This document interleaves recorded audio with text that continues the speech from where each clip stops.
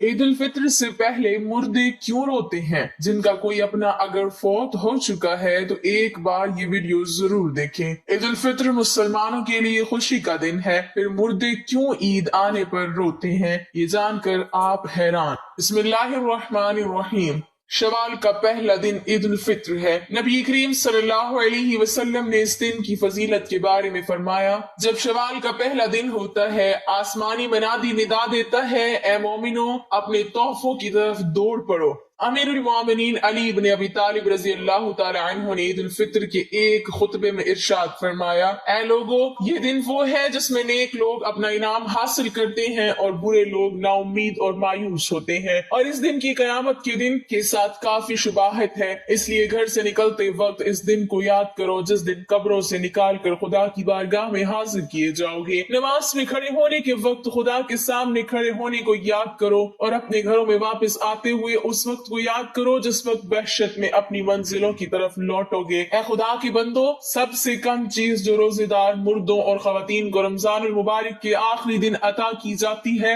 वो ये फरिश्ते की बशारत है जो सदा देता है, ऐ बंदे खुदा मुबारक हो, जान ले तुम्हारे पिछले सारे गुनाह माफ हो गए हैं। अब अगले दिन के बारे में होशियार रहना कि कैसे गुजारोगे। ईद उल फित्र अपने आमाल और इबादत का इनाम हासिल करने का दिन है, इसलिए मुस्तहिब है कि इस दिन बहुत ज्यादा दुआ की जाए, खुदा की याद में रहा जाए, बेपरवाही न की जाए और दुनिया और आखिरत की नेकी तलब की जाए। ईद उल फित्र के दिन मुसलमानों के लिए दो बड़ी खुशियां हैं। एक ये कि उस दिन अल्लाह ताला सदका फित्र कबूल फरमाता है। ये बहुत बड़ी सादत है कि अल्लाह ताला हमें माल अता फरमाकर फिर उसमें से कुछ अपने नाम पर कबूल फरमा ले और उसे हमारी आखिरत के लिए महफूज फरमा दे। इसलिए ईद के दिन पहला काम सदकातुल फित्र अदा करना है। दिल की खुशी के साथ खूब ज्यादा से ज्यादा सदकातुल फित्र अपनी तरफ से और अपनी नाबालिग औलाद की तरफ से अदा करें और अल्लाह ताला का शुक्र अदा करें कि उसने हमें इसकी तौफीक अता फरमाई। दूसरी खुशी मुसलमानों के इज्तिमा में अल्लाह ताला की हुजूर 2 रकात नमाज अदा करने की है। रमजानुल मुबारक में महबूब की खातिर भूखे प्यासे रहने वाले आशिकीन को आज एक खास मुलाकात पर बुलाया गया है। ये खास मुलाकात है ईद की नमाज।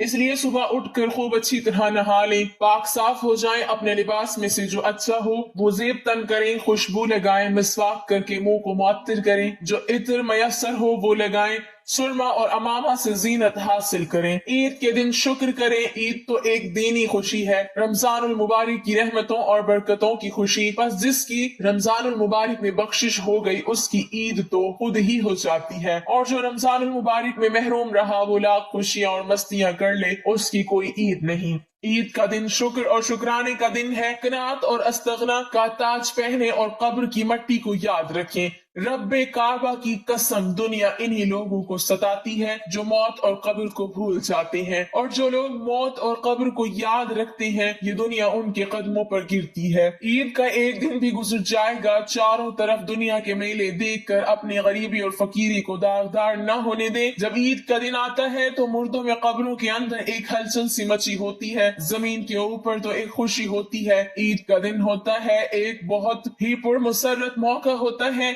लेकिन कब्र के अंदर का माहौल ये होता है कि अल्लाह पाक जो अजाब रमजान में उन पर से हटाता है वो वापस नाजिल हो जाता है। जैसे आप सल्लल्लाहु अलैहि वसल्लम ने फरमाया कि जब रमजान का चांद देखा जाता है तो शयातीन को जकड़ दिया जाता है, उनको कैद कर दिया जाता है, और मुर्दों के अजाब भी अल्लाह ताला रमजान में तखफीफ फरमाता है। लेकिन जब ये रमजान का महीना जाता है और जैसे ही ईद का चांद नजर आता है तो फिर अल्लाह ताला फरमाते हैं कि उनको इस कैद खाने से निकाल दिया जाए और कैद से रिहा कर दिया जाए। तो इन शयातीन को आजाद कर दिया जाता है, और उसी के साथ कुछ मुर्दे ऐसे होते हैं जिनके ऊपर सिर्फ रमजान भर के लिए अजाब में तखफीफ की गई थी और रमजान ही में उनके ऊपर से अजाब को हटाया गया था। तो जैसे ही रमजान मुकम्मल होता है, ईद का चांद देखा जाता है, तो उनके ऊपर अजाब को फिर से नाफिज कर दिया जाता है। यानी कि उन लोगों के अजाब में जो तखफीफ हुई होती है ये सब रमजान की बरकत से होता है। तो जैसे ही रमजान खत्म होता है तो उनके ऊपर अजाब फिर से नाफिज हो जाता है, और जो सरकश शयातीन होते हैं जो कैद में होते हैं उनको भी छोड़ दिया जाता है। तो अल्लाह ताला ने अपने महबूब सल्लल्लाहु अलैहि वसल्लम के जरिए से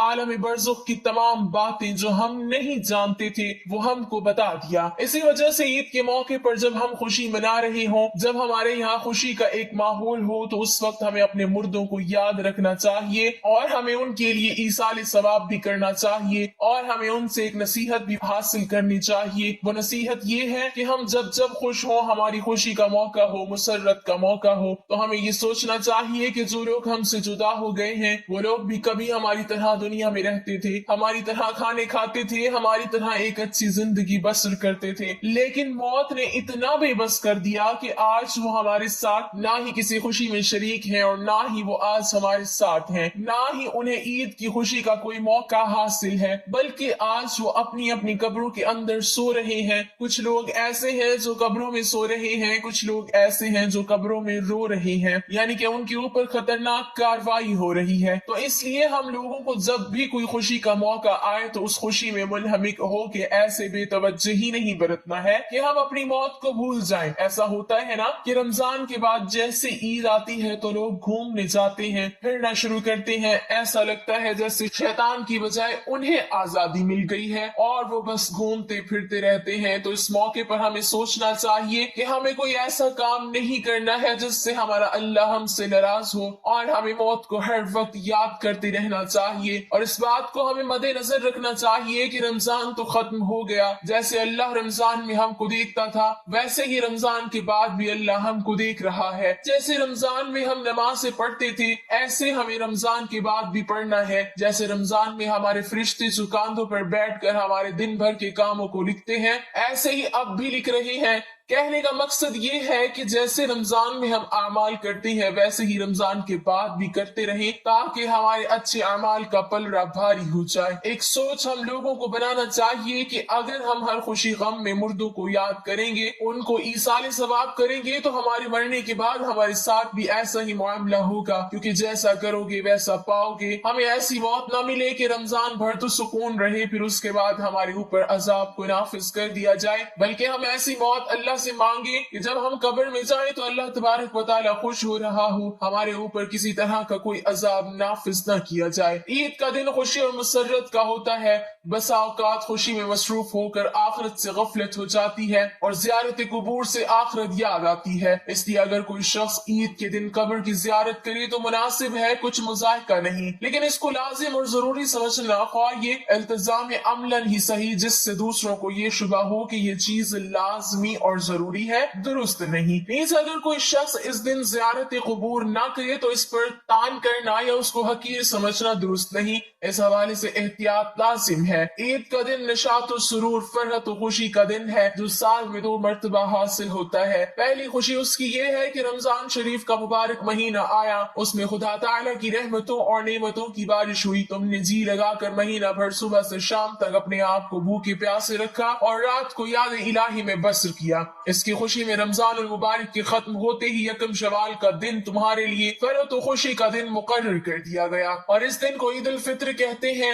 حدیث شریف میں آیا ہے کہ جب عید الفطر کا دن آتا ہے فرشتے راستوں پر کھڑے ہو جاتے ہیں اور آواز لگاتے ہیں، اے مسلمین کی جماعتوں، اپنے رب کریم کی طرف چلو، وہ تمہیں ایک اچھی کام کی توفیق دیتا ہے، پھر اس پر ثواب عظیم عطا فرماتا ہے۔ تمہیں رمضان المبارک کی راتوں میں نماز پڑھنے کا حکم دیا اور تم نے نماز پڑھی، تمہیں دن میں روزہ رکھنے کا حکم دیا، تم نے روزہ رکھا، تم نے اپنے رب کے حکم کی اطاعت کی، اب اس کا انعام حاصل کرو۔ جب نماز عید ختم ہو جاتی ہے تو فرشتے آواز لگاتے ہیں، خوش ہو جاؤ کہ تمہاری پروردگار عالم نے تمہاری مغفرت فرما دی، اب تم خوشی خوشی اپنے گھروں کو لوٹ جاؤ۔ اسی لیے اس دن کو انعام و کرام کا دن کہتے ہیں۔ جب نبی کریم صلی اللہ علیہ وسلم مکہ مکرمہ سے ہجرت کر کے مدینہ منورہ پہنچے تو اہل مدینہ سال میں 2 میلے کرتے تھے۔ جب حضور اقدس صلی اللہ علیہ وسلم نے دریافت فرمایا یہ کیا ہے، انہوں نے عرض کیا، یا رسول اللہ صلی اللہ علیہ وسلم، زمانہ جاہلیت میں ہم ان ایام میں خوشی مناتے تھے۔ حضور اقدس صلی اللہ علیہ وسلم نے ارشاد فرمایا، خدا تعالیٰ نے ان کے عوض ان سے بہتر دن خوشی منانے کے لیے تمہیں عطا فرمائے، ایک عید الفطر اور دوسرا عید الاضحیٰ۔ عید کے دن 2 رکعت نماز واجب ہے، جن لوگوں پر جمعہ کی نماز فرض ہے انہی پر عید کی نماز واجب ہے، اور جو شرطیں جمعہ کی نماز کی ہیں وہی عید کی نماز کی ہیں۔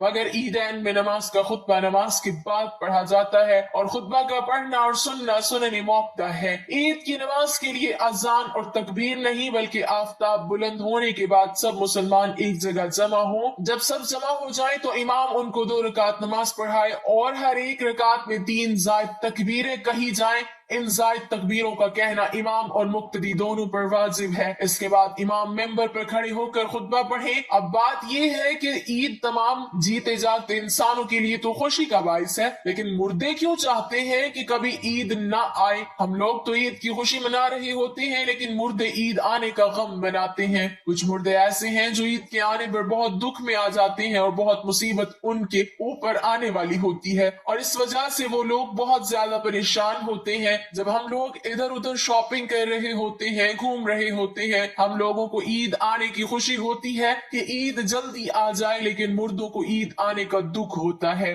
آپ صلی اللہ علیہ وسلم نے ارشاد فرمایا کہ اگر کوئی انسان رمضان کے مہینے میں انتقال کرتا ہے تو اس کے اوپر عذاب نہیں ہوتا اور قبر میں اس سے سوال و جواب نہیں کیے جاتے، چاہے وہ کتنا بھی گنہگار بندہ کیوں نہ ہو۔ رمضان میں انتقال اس کا ہو جائے تو رمضان کے مہینے کی برکت اس کو یہ ملتی ہے کہ رمضان بھر اس سے نہ سوال جواب ہوتے ہیں اور نہ ہی رمضان بھر اس کے اوپر عذاب نافذ کیا جاتا ہے۔ اور جیسا کہ حدیث پاک کا مفہوم ہے کہ قبر کے اندر مردے کے لیے جہنم کی کھڑکی کو کھول دیا جاتا ہے اور وہ مردہ قبر کے اندر جہنم کی تپش کو محسوس کرتا ہے، تو جو گنہگار مردے ہوتے ہیں وہ اس طرح سے جہنم کے عذاب کو اور گرمی کو قبر کے اندر محسوس کرتے ہیں۔ لیکن جب رمضان کا مہینہ آتا ہے تو آپ صلی اللہ علیہ وسلم نے ارشاد فرمایا کہ جب رمضان کا چاند دیکھا جاتا ہے تو جنت کے دروازوں کو کھول دیا جاتا ہے، جہنم کے دروازوں کو بند کر دیا جاتا ہے، قبر سے عذابات کو اٹھا لیا جاتا ہے اور اللہ تبارک و تعالیٰ کی رحمتوں کا نزول ہوتا ہے۔ یہ ساری چیزیں ہوتی ہیں تو جو مردہ ہوتا ہے اس کو بڑی راحت ملتی ہے۔ رمضان کے آنے سے مردہ بڑا خوش ہوتا ہے کہ ہمارے اوپر سے عذاب اٹھا لیا گیا، جو قبر کے اندر ہمارے لیے جہنم کے دروازے کھلے ہوئے تھے وہ دروازے بند کر دیے گئے، تو وہ مردہ بڑی راحت محسوس کرتا ہے۔ اب سوال یہ پیدا ہوتا ہے کہ جن لوگوں کے اوپر سے اللہ تعالیٰ نے رمضان میں عذاب ہٹا لیا تو عید کے بعد ان کے اوپر عذاب نافذ ہوتا ہے یا نہیں؟ کچھ مردے تو ایسے ہوتے ہیں جن کے اوپر عذاب نافذ نہیں ہوتا، لیکن بہت سارے مردے ایسے ہوتے ہیں جن کے اوپر عید کے دن ہی جیسے ہی رمضان کا مہینہ ختم ہوتا ہے فوراً ہی اس طرح سے عذاب شروع ہو جاتا ہے جیسے پورا سال وہ لوگ قبر میں سزا اور عذاب بھگت رہے تھے۔ عذاب میں وہ لوگ پھر ملوث ہو جاتے ہیں،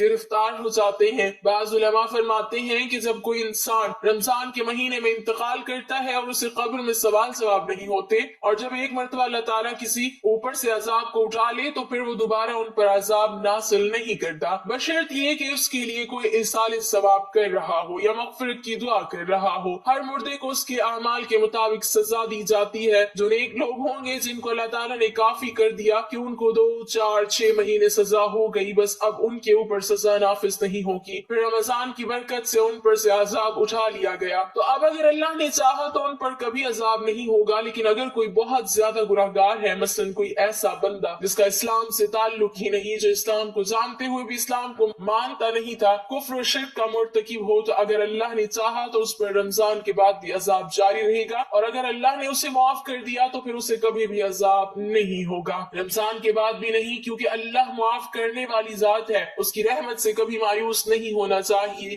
ناظرین، جب رمضان کا مہینہ ختم ہوتا ہے تو رمضان کی برکتیں بھی ختم ہو جاتی ہیں، شیطان کو قید سے رہا کر دیا جاتا ہے، مردوں پر سے رحم کا معاملہ ختم ہو جاتا ہے، جہنم کی دروازے جو بند تھی رمضان میں وہ رمضان کے جانے سے کھول دیے جاتے ہیں، جنت کے دروازوں کو اللہ تعالیٰ بند فرما دیتا ہے۔ ان سب باتوں کا مردوں کو علم ہوتا ہے کہ کب رمضان شروع ہو رہا ہے اور کب ختم، تو رمضان کے جانے سے اہل قبور یہ سوچتے ہیں کہ اب رمضان جا رہا ہے اور پھر عید جیسے ہی آئے گی اس کے بعد ہم پر عذاب کو پھر سے نافذ کر دیا جائے گا، جس کی وجہ سے وہ غمگین ہو جاتے ہیں اور روتے ہیں۔ رمضان بھر تو مرحومین کی عید ہوتی ہے کہ ان پر کوئی عذاب نہیں ہوتا۔ ہم لوگ رمضان کے آخری عشرے میں جب اپنی مغفرت کی دعائیں اللہ رب العالمین سے کرتے ہیں تو پھر ہمیں اپنے مرحومین کے لیے بھی زیادہ سے زیادہ ایصال ثواب کرنا چاہیے، اور صرف اپنے ہی مرحومین کے لیے نہیں بلکہ تمام مومنین، مومنات، مسلمین و مسلمات میں بن جملہ کہا کریں کہ جو بھی مسلمان اس دنیا سے رخصت ہو چکے ہیں، اللہ تبارک و تعالیٰ ان تمام لوگوں کی مغفرت فرمائے اور اللہ تعالیٰ ان کو جنت الفردوس میں اعلیٰ سے اعلیٰ مقام عطا فرمائے، آمین۔